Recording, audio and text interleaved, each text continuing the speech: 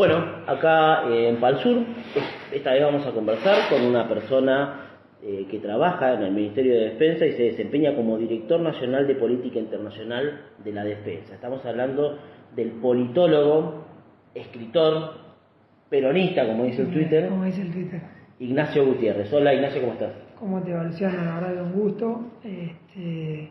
Sí, como decís, hoy me toca estar en este lugar, ocupar este lugar, pero ante todo me considero un politólogo porque el esfuerzo del estudio me lo ha demandado así, un militante y justicialista, peronista por convicción. Muy bien, bueno, en general yo creo que a veces las personas, incluso yo, tenemos como una vaguedad conceptual con respecto a lo que es la defensa. Vos que estás en este rol tan importante para la Argentina, defininos qué es la defensa y qué es una política de defensa nacional. Bien, a ver, primero, antes que nada, yo quiero aclarar, Luciano, yo voy a hablar no como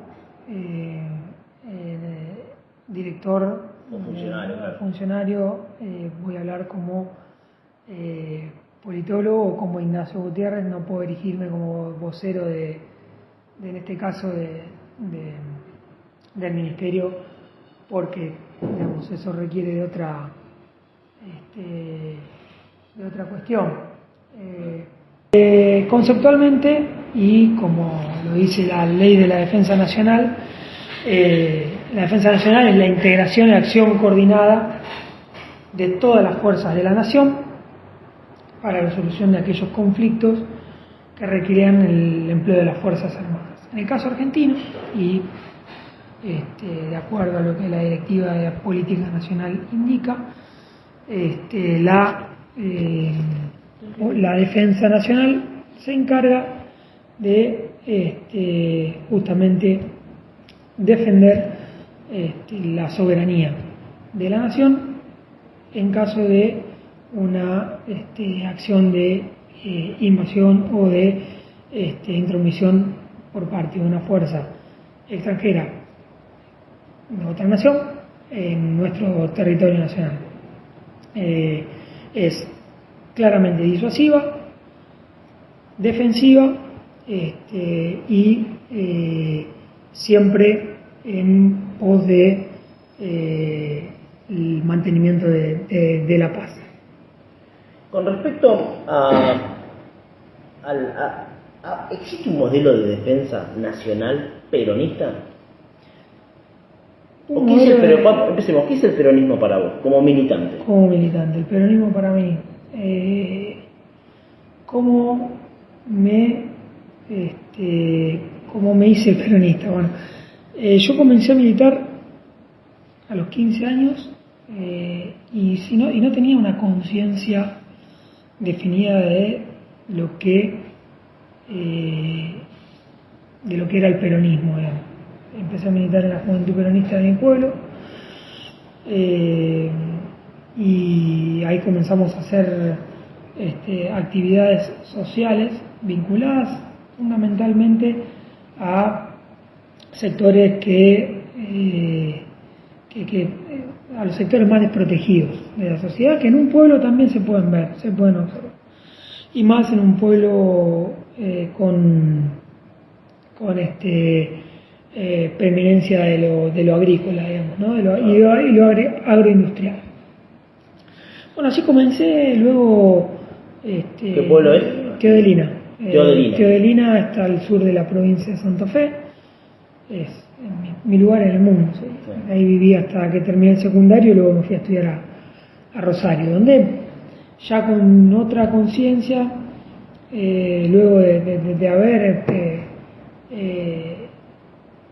conocido la inquietud del aprendizaje de la doctrina y los libros y conocer un poco más de la figura, sobre todo de Juan Perón y de Eva Duarte, me fui inclinando yo quiero decirte, no vengo de una familia peronista, mi madre era afiliada radical y mi papá afiliado del Partido Demócrata Progresista, como ya no fallecieron los dos.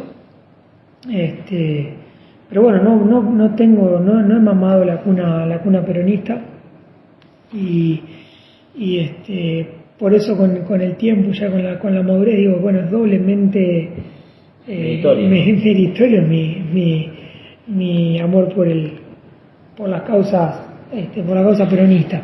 Más allá de eso, digo, ¿cómo me acerco más? Bueno, me acerco a partir y hago un ejercicio de total honestidad. Creo que quien me da una primera aproximación al peronismo fue el gobierno de Eduardo Duhalde, ¿sí? Con matices que tienen que ver con la recuperación económica de Argentina y un sinceramiento económico respecto de la moneda en este caso, con la primera devaluación y la cuestión de generar competencia a nivel internacional. Después podemos discutir lo que vino y obviamente mi primer voto, que fue a Néstor Kirchner, que en ese momento era el candidato de Duhalde. Y después ya con el kirchnerismo, sobre todo con Néstor Kirchner, comienzo mi desandar en la militancia universitaria en el peronismo, a partir de lo que fue la JUP en la Universidad Nacional de Rosario, en la Facultad de Ciencia Política, y después ya en una agrupación que se alejaba un poco de internas que había en la provincia de Santa Fe entre el sector reutemista y el sector de Agustín Rossi. Nosotros nos separamos de la Juventud Universitaria Peronista, creamos una agrupación que se llama Alternativa Popular, que trabajaba fundamentalmente con Agustín Rossi y bueno. Hace tiempo entonces, Agustín. Y más o menos yo participé la primera. ¿Cómo estaba hablando de esa época? Claro, yo participé el primer plenario que yo participo de política como agrupación con Agustín, fue en una biblioteca, la Biblioteca Popular de en ese momento calle Cerrito y Rosas, en el año 2005, cuando Agustín todavía era presidente del Consejo Municipal y había sido electo diputado nacional. Claro, ya carreteando el despegue. Claro, sí, el despegue de la política nacional. Ya Agustín era una figura política de peso, digo, era el presidente del Consejo Deliberante en Rosario. Sí. Que no es poco. No, que no es poco y que, insisto, un distrito electoral que a partir de los 90, digamos, el peronismo tuvo que discutirlo profundamente porque estaba gana la intendencia del radicalismo, luego el socialismo y el peronismo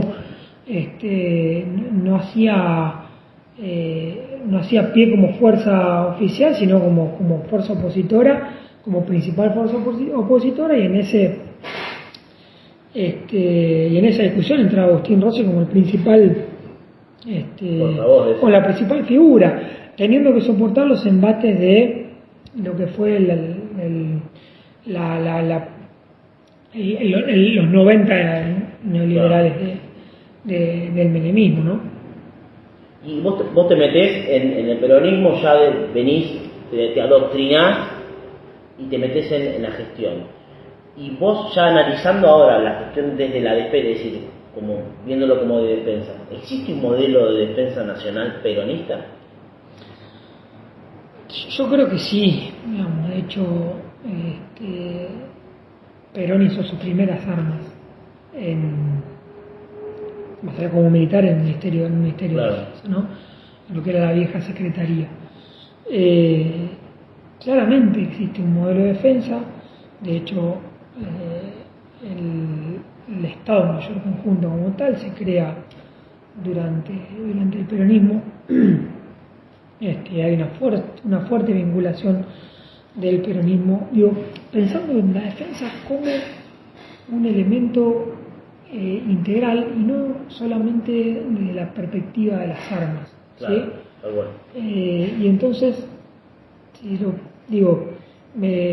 si nos planteamos de ese lugar, podemos observar que las primeras expediciones a la Antártida fueron impulsadas por el general Perón. La delimitación del cuidado de los espacios marítimos, el fortalecimiento, la política de fortalecimiento de la industria naval. Hay elementos. El mapa bicontinental. El mapa bicontinental como elemento de educación. Exacto, eso es fundamental. ¿Sí? De las nuevas generaciones. Hay elementos para posicionarnos desde una perspectiva, los peronistas de una perspectiva de decir, existió una política nacional de defensa nacional y existe una política de defensa nacional peronista, sí, existe. No quiero entrar en cuestiones que tienen que ver con la gestión actual, pero la generación del Fondo Nacional de Defensa, que fue una de las primeras decisiones de la gestión de Agustín Rossi como ministro, apunta a eso, primero al fortalecimiento de la industria, de lo que tenemos, ¿sí? A reparar aquello que tenemos y que no está en funcionamiento. Luego a mejorar lo que tenemos en cuanto a tecnología. Después recién la adquisición del elemento extranjero, marca pautas de que hay una política de defensa nacional peronista.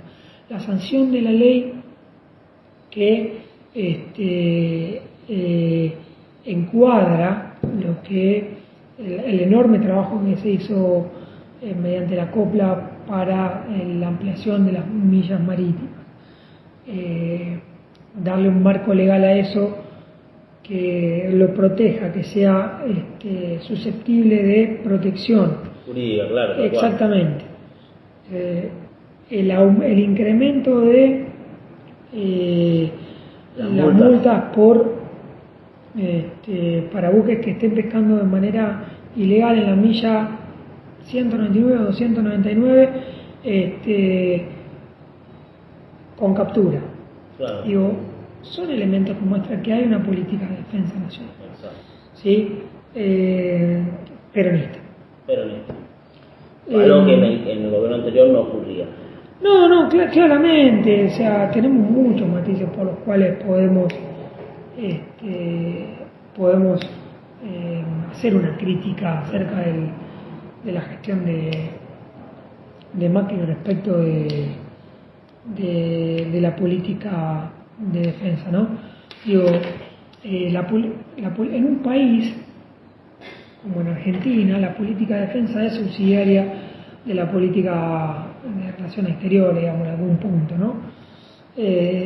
Si hacemos un análisis del funcionamiento de la política,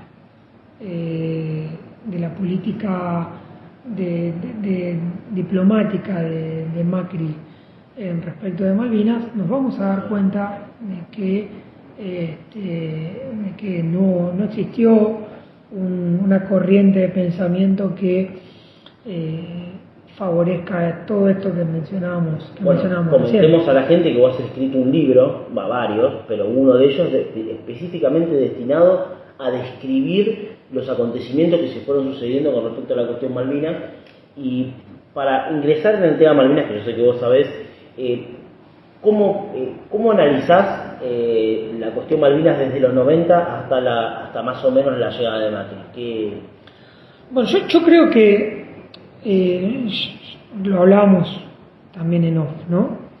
Cuando mencionábamos lo de la política de defensa, que no no se puede separar, lamentablemente, del vaivén de la política nacional. Bueno, en cuanto a la política de Malvinas se ve más acentuado eso, digamos. Nosotros vemos el reflejo de lo que es la política de Malvinas con lo cotidiano y con el accionar o con la política, en este caso, por ejemplo, económica de cada gobierno. En ese sentido, si tenemos que evaluar yo te situaría un poco más atrás, vamos a la vuelta a la democracia, ¿sí? Para no caer en los 90. A la vuelta a la democracia hasta la llegada de Mauricio Macri al poder, o si querés también su gestión. Indigesto. Bueno, sí. La política de Alfonsín basó su análisis, su argumento en el cese al fuego, el tratar de la declaración, el cese al fuego, volver al diálogo, retomar el diálogo para después retomar el reclamo. Los lineamientos uno puede tener algunos coincidencias o disidencias con el gobierno de Alfonsín. Yo no me declaro un admirador ferviente de Alfonsín.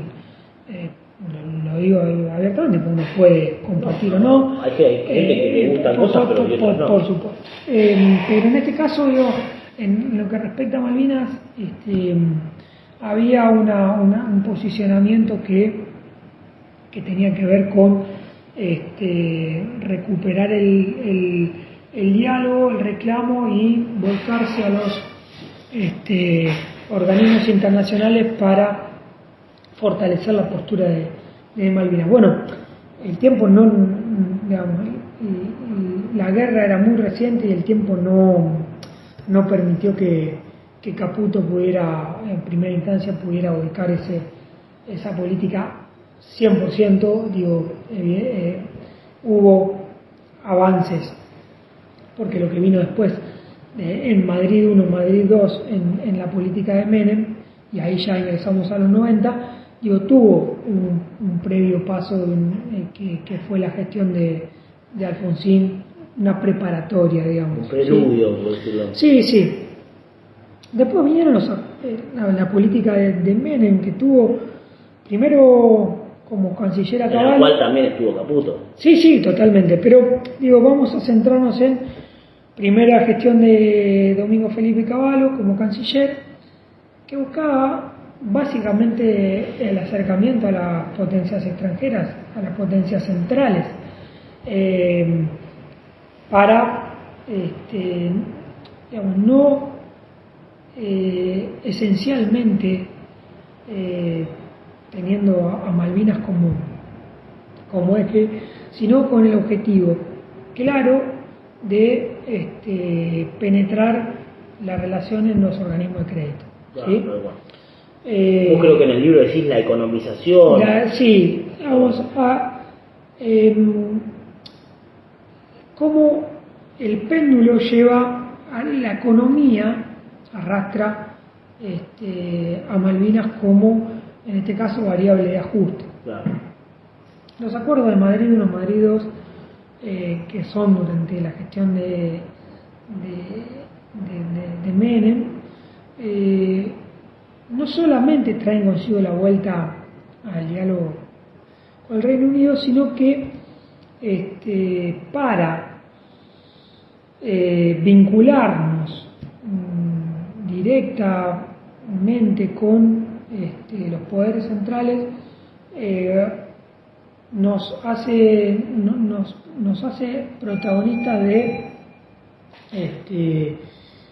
algunas concesiones que, hasta el día de hoy estamos pagando caro, en materia de cooperación, en cuanto a pesca, investigación, y exploración petrolera, en la cual se hacen declaraciones o manifiestos de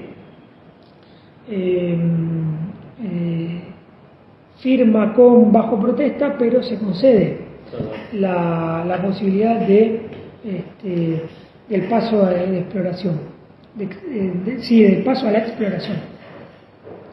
Luego, después, en los 90 existen una serie de controversias que dan el pretexto al Reino Unido para que comience a establecer un esquema de licencias en materia de exploración petrolera. Y bueno, la vinculación con la pesca, que ya era algo que de la misión Shackleton se venía profundizando a través de, por pedido explícito. Desde el 75 de sí. Es decir, que en los 90 encontramos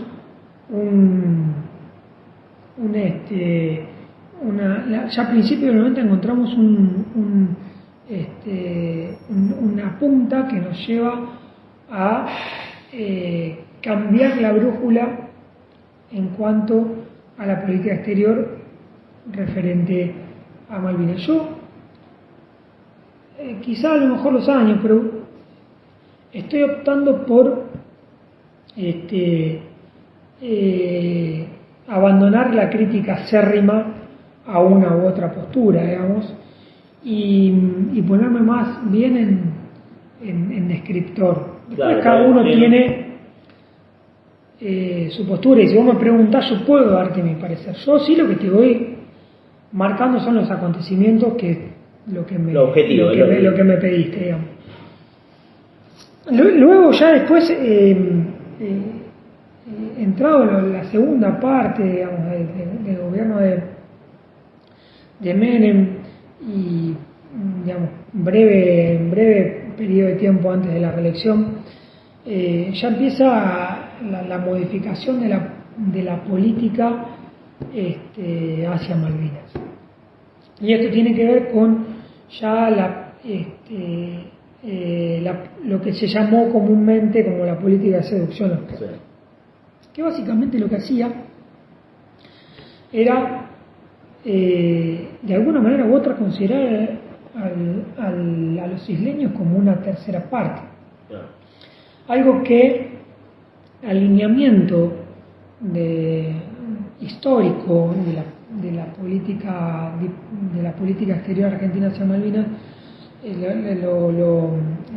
marcaba un punto de inflexión, porque en la cuestión de la resolución 1514 y posterior 2065, que indica que se debe tener en cuenta, digamos, este llamamiento al diálogo que hace las Naciones Unidas, que indica la cuestión del respeto a la integridad territorial, tomando en cuenta los intereses de los habitantes, es un argumento para la Argentina central que va en detrimento de lo que plantea el argumento británico, que indica la cuestión del principio de autodeterminación de los pueblos. Entonces, ahí la palabra clave es deseos o intereses. Deseos o intereses, claro. ¿sí? Y nosotros siempre fuimos respetuosos del interés del isleño como habitante de segunda o tercera generación en algunos casos, cuando entendemos que la población es fundamentalmente golondrina, como va variando. Sí, tal cual. Pero insisto en eso, ahí se marca una especie de flexibilización en ese aspecto, buscando la aprobación y entendiendo, yo creo, que con esta estrategia nos podríamos ubicar en una situación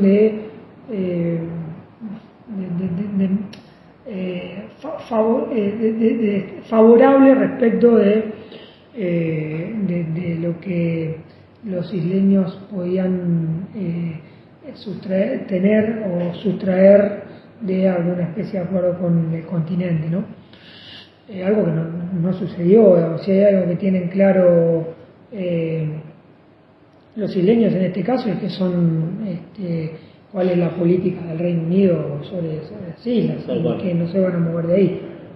De hecho, en esa época vino la reforma del 94, la disposición transitoria primera puso mucho freno a este avance de querer incorporar deseos en vez de intereses. Sí, yo creo que ahí hay una y esto lo digo por mi cuenta. El ex ministro de Defensa Aguad fue el único que votó en disidencia total la incorporación de la disposición transitoria primera. Está en el libro de sesiones.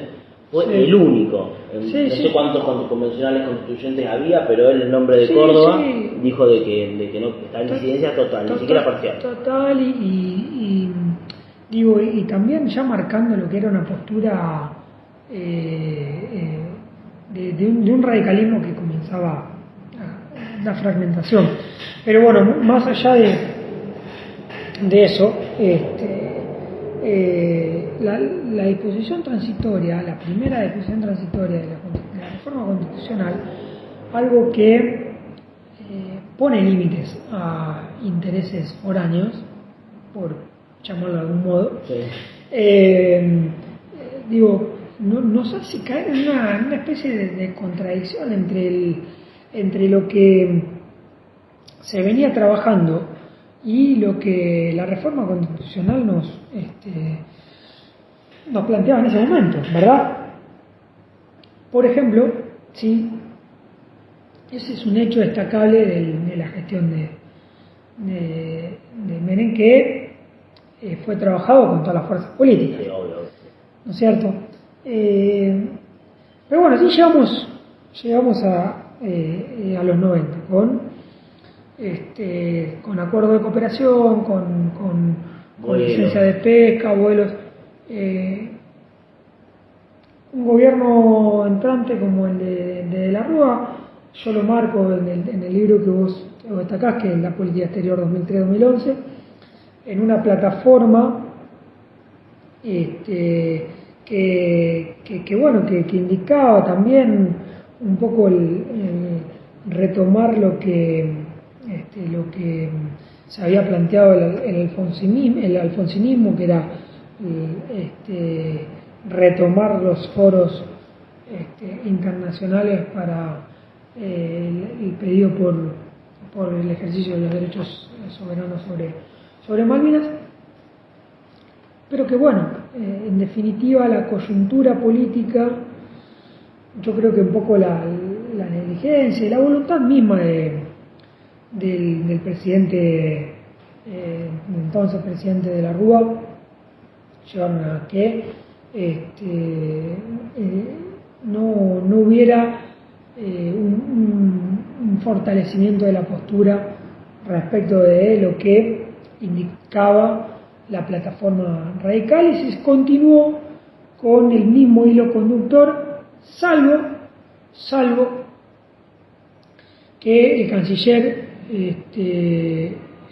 Giavarini en ese momento cortó con la ronda llamada ronda de té que realizaba Ditela con los isleños ponen ronda de mate. Ronda de té que organizaba Ditela allá en los 90, y reuniones que tenía en comité de descolonización también en Nueva York. Y así se llega ya a los 2000.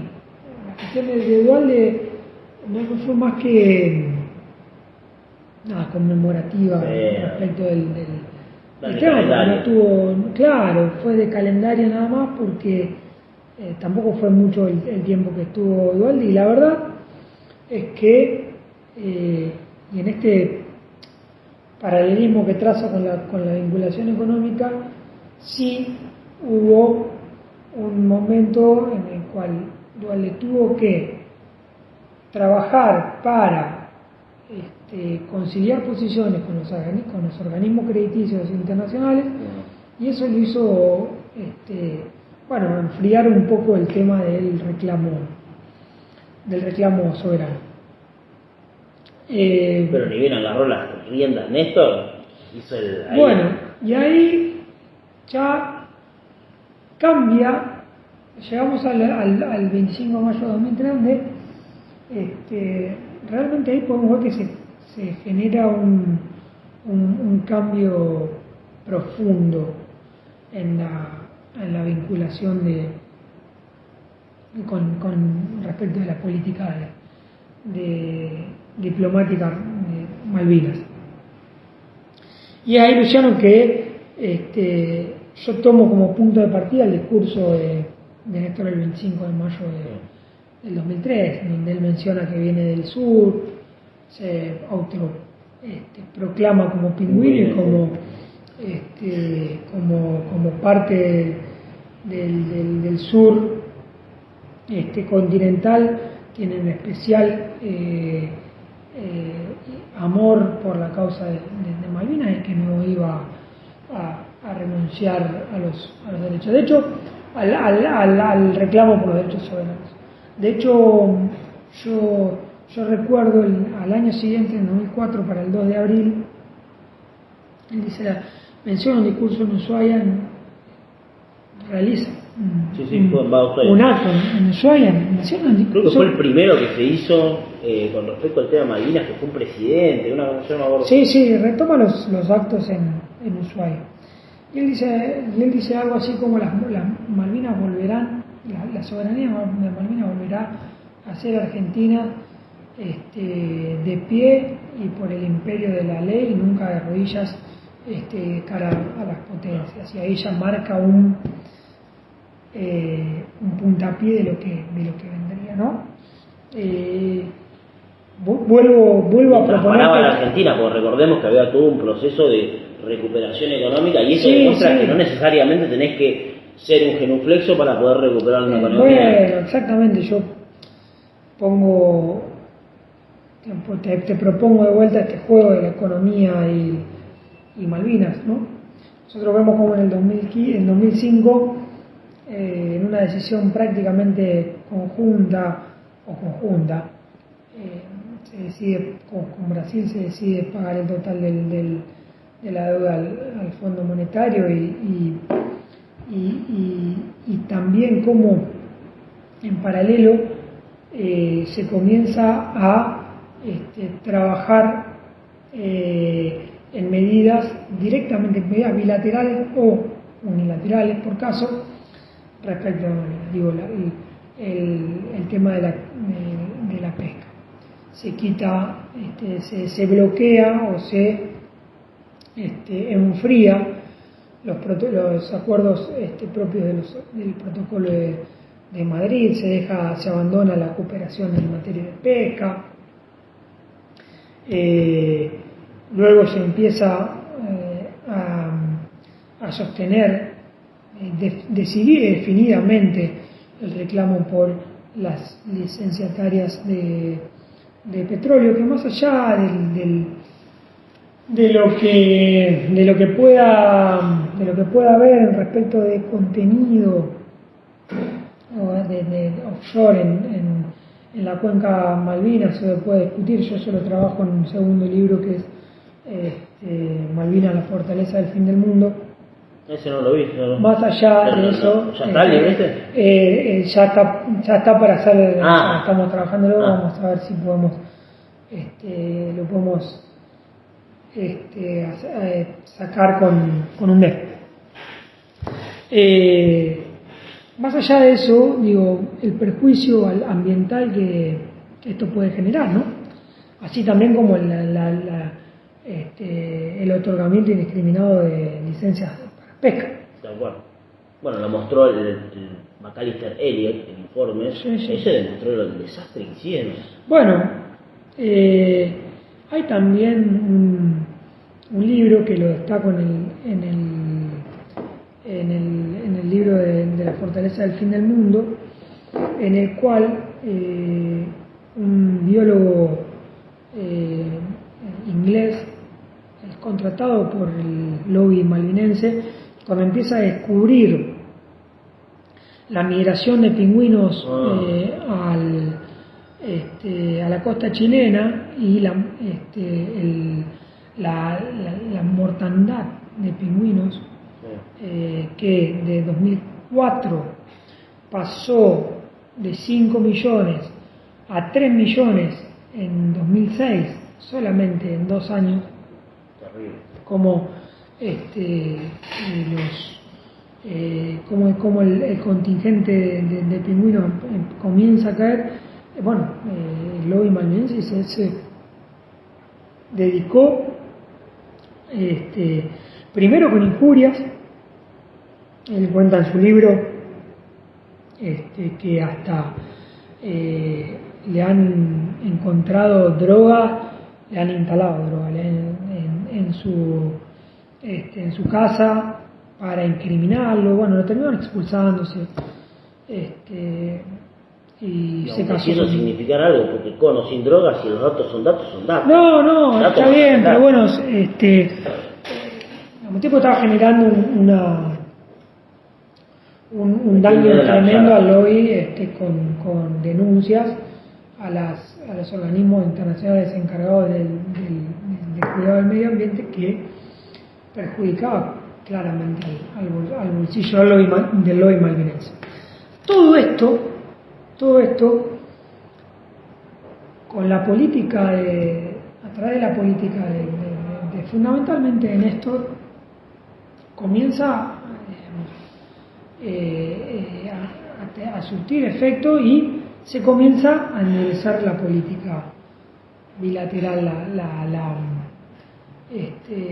la relación bilateral con el Reino Unido, hasta que el primer gobierno de Cristina, que continúa este lineamiento, y como hecho más destacado es ir bajo la Cancillería de Tajano, se hace la presentación en la Convención del Mar de todo este enorme trabajo, que realmente el trabajo de la copla es un trabajo que trascendió los gobiernos. Sí, mal.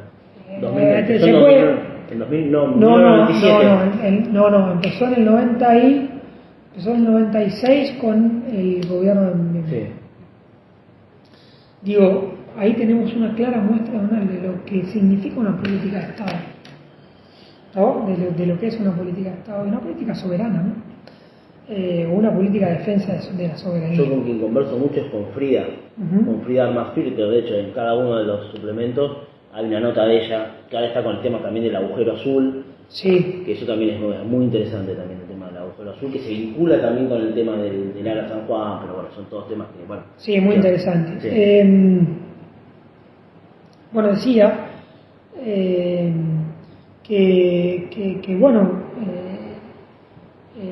cómo se profundiza la política bilateral respecto de Malvinas con el Reino Unido. Y vuelvo a esto de la política de defensa de soberanía, como el trabajo de copla que durante el gobierno de Cristina, la Cancillería de Jorge Tayana se presenta ante la Convención del Mar. Un poco se empieza a endurecer el discurso, ¿sí? Y se acusa de tener un discurso de cierta belicosidad verbal a Cristina, cuando en realidad los hechos indican en tiempo presente, porque se sigue sosteniendo, pero en ese momento, ya hay registro, indican que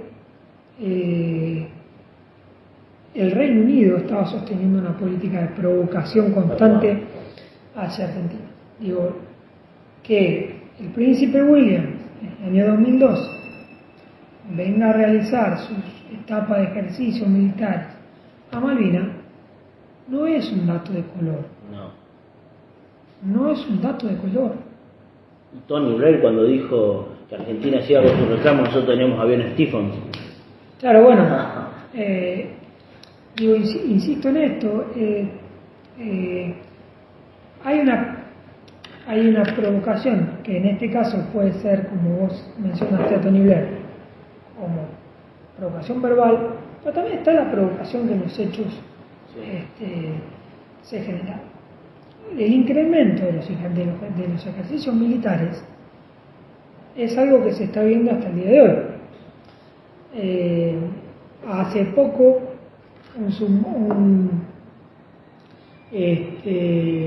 la página, el Twitter oficial de la división de submarinos de la británica. No, de Estados Unidos, de la Armada de Estados Unidos, de la Navy. Royal Navy. No, Royal Navy es la de Reino Unido, US Navy de Estados Unidos, mostró cómo realizaba en aguas de Malvinas ejercicios combinados con el submarino estadounidense con aviones británicos. Con lo cual, digo, entendiendo que es un territorio que está sujeto a una discusión, es susceptible de una disputa territorial, tener ese tipo de argumentos, de retórica argumentativa, es no menos que provocativa. Bueno, de eso se acusó al gobierno de Cristina porque, en definitiva, lo que hacía era la búsqueda del alejamiento de lo que fue en los protocolos de Madrid y en paralelo a la búsqueda de protección de las áreas marítimas nacionales. Fíjese usted, digo, fíjate vos, que en medio de eso se produce la nacionalización de YPF, anteriormente de Aerolíneas Argentinas, la aerolínea de bandera, momentos en los cuales se tenía que volver a discutir acerca de la entrada de una aerolínea de bandera en Malvinas.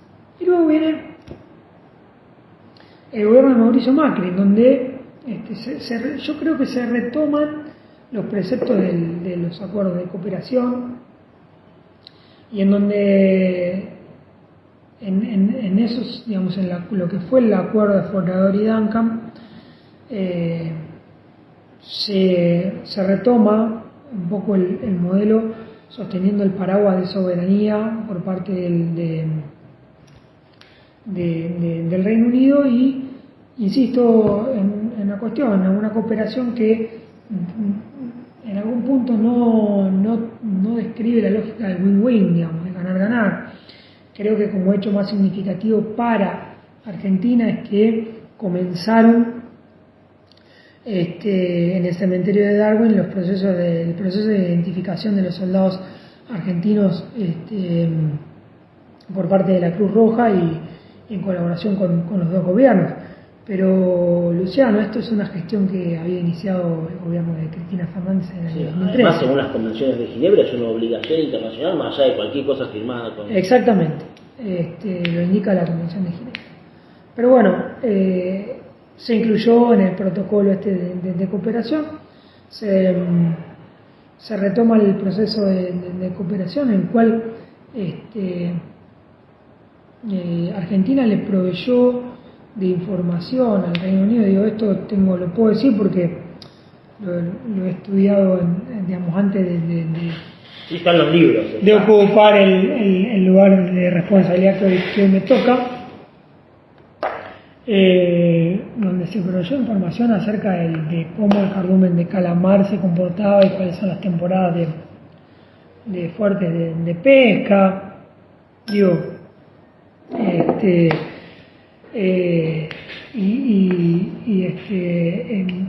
en materia de exploración petrolera se los dejó avanzar en nuevas licencias que se acercaban a lo que la Convención del Mar indicaba como parte del protectorado de las millas marítimas de argentinas. Digo, cabe aclarar en esto sí que la Convención del Mar no se expide sobre el territorio de Malvinas por considerarlo como un territorio en disputa, pero digo, también es positivo que la Convención del Mar diga, bueno, esto no es territorio de Reino Unido, es un territorio en disputa, no se expide sobre el mismo porque es un territorio en disputa. Digo, las condiciones internacionales están dadas, lo que creo yo, digamos, si falta dimensionar es que el escenario geopolítico internacional debe terminar de dar un vuelco para que las condiciones terminen de ser favorables. Pero bueno, en este marco se desperdició el Brexit también. Sí, a ver, yo creo, no creo que se haya desperdiciado totalmente el Brexit. Digo, si bien los acuerdos de Navidad que Boris Johnson celebró con bombo y platillo en diciembre del 2020 muestran claramente que Malvinas no es en este caso la prioridad en cuanto a la economía, ¿sí? Porque deja fuera, digo, si nosotros no pensamos que el sostenimiento de la colonia Malvinas es un sostenimiento especialmente económico, estamos equivocados, es meramente geopolítico. Y acá veo el gigante mapa y vos ves dónde está Malvinas en un punto. Bueno, es el lugar de paso del corredor bioceánico natural. No es el lugar de paso, sino que sería la puerta de entrada. Se podría elegir como policía de paso al Reino Unido, digamos. Tenemos la Antártida para abajo, donde el Reino Unido tiene un reclamo, exactamente, el estrecho de Magallanes, el triángulo que ofrece la Ascensión, Santa Elena, que está en la cuña, el sostenimiento del control del Atlántico Sur, digo, no es menor para una potencia que sostiene a lo largo del tiempo su pretensión de dominio colonialista, digamos, ayornado a los tiempos que corren. Y por último, así como cierre, ¿vos crees que este conflicto para que los argentinos recuperen el ejercicio pleno de soberanía, porque yo siempre digo que no hay una discusión de soberanía, lo único que estamos diciendo es cuándo nos van a dar la recuperación del ejercicio pleno de la soberanía, ¿vos crees que se va a dar en algún momento la recuperación del ejercicio pleno de soberanía? Bueno, a ver, sería... ahora, estamos hablando mucho tiempo. Sería un romántico, un platónico si lo hiciera, si no me motivara la convicción de que esto va a ocurrir, digamos, si lo haría por pleno amor a la causa que obviamente existe, pero entiendo, mi convicción así me lo indica y me lo impulsa todos los días cada vez que me levanto, que esto va a cambiar, digamos, y que el escenario internacional que es en definitiva la puerta de entrada o la llave para que esto comience a cambiar, creo que en algún futuro no muy lejano, pero tampoco tan cerca en el tiempo, nos va a dar la posibilidad de que las Malvinas y el ejercicio de soberanía, las Malvinas y la del Atlántico Sur y los espacios marítimos circundantes vuelvan a dominio nacional, a pleno ejercicio soberano nacional, y como dijo alguna vez Néstor Kirchner, de pie, ¿sí?, con el diálogo sincero, con la frente alta y nunca de rodillas y de cara a las potencias centrales. Bueno, muchas gracias. Muchas gracias, Luciano.